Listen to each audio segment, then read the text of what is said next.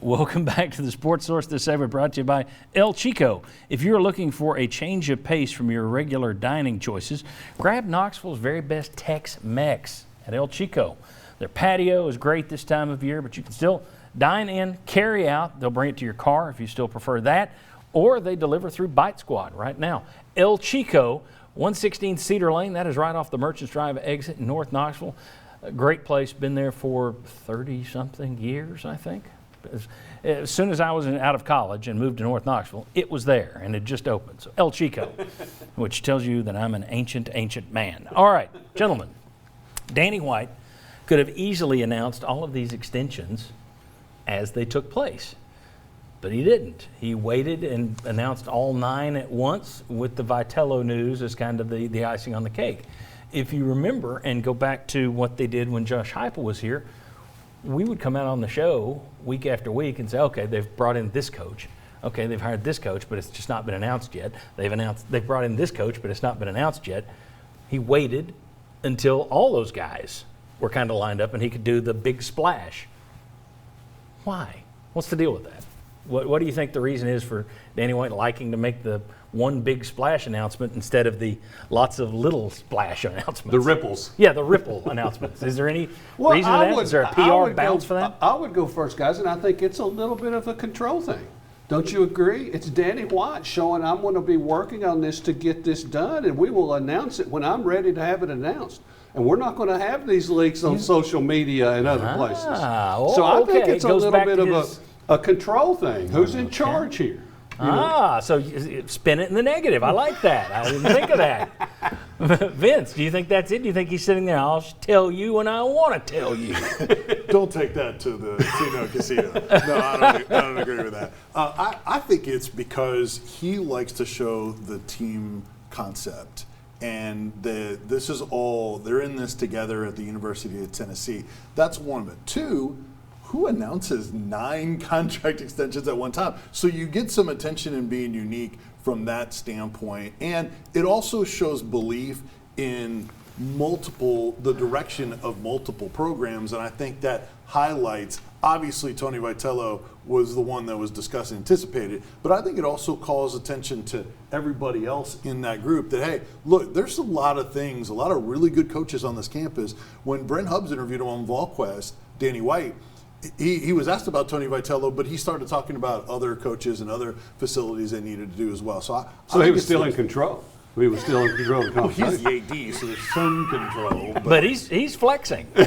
He's flexing those muscles. For UT to show, look, this is a lot of Josh, what do you think's behind this?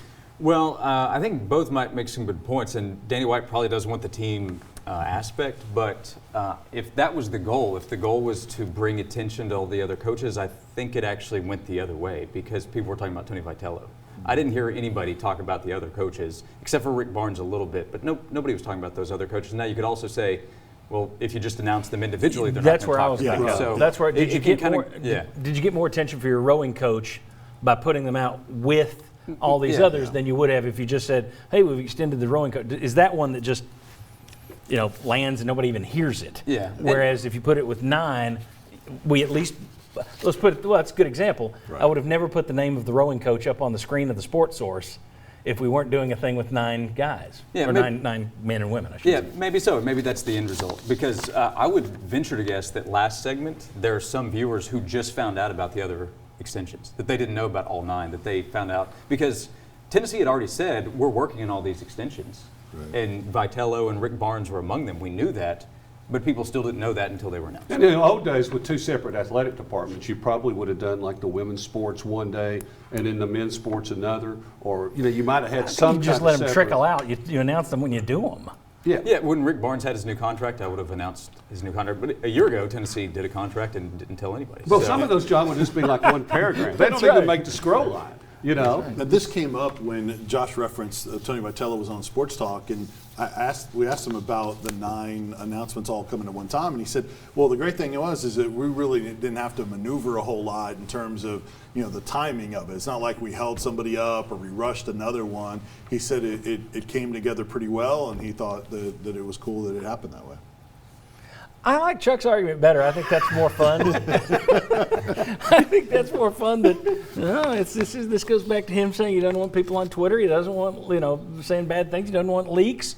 This is all about, it's a power move. Exactly. I don't agree with that, but I think that's It sounds pretty good. it's good for a talk show, I guess. If the coaches wanted their contracts announced, they just text a buddy to let them know you can't say Text a buddy, Yeah, you can't exactly. put it out. Yeah, and never complain about your contract. Text a buddy about it. Thoughts on how the fan base, we only got about a minute here, but thoughts on how the fan base has reacted to Danny White so far?